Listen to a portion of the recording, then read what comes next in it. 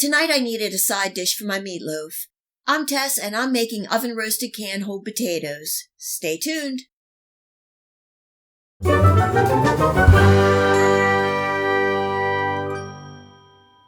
Canned potatoes are something either you like or you really dislike. My family loves them. This is the Aldi's can-hold potatoes that I'll be using, but you can use the brand that you like. They also come in sliced and diced potatoes. The canned potatoes are a nice quick go-to side dish, and tonight I'm seasoning and roasting the potatoes. In a bowl I have some melted butter, salt, black pepper, garlic and onion powder, paprika for some color, and a little cayenne pepper for some heat, and this is optional, giving that a good stir to combine. I rinsed and drained the potatoes. They are cooked and basically just need heated through. Since they are cooked, don't be too rough on them as they can fall apart, giving the potatoes a gentle toss to coat with all that buttered seasoning.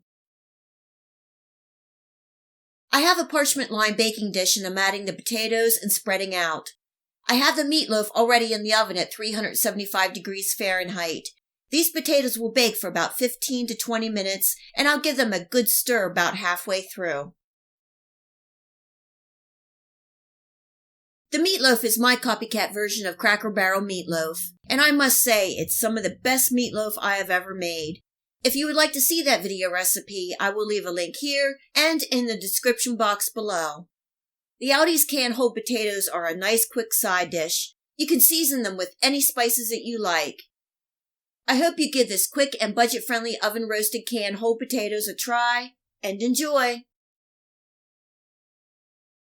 If you like this video recipe, please hit the like and subscribe button. Remember to hit the bell next to the subscribe to make sure that you get my future video recipes.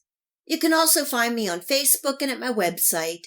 Feel free to share this recipe and my channel with your friends and family. And until next time, much love!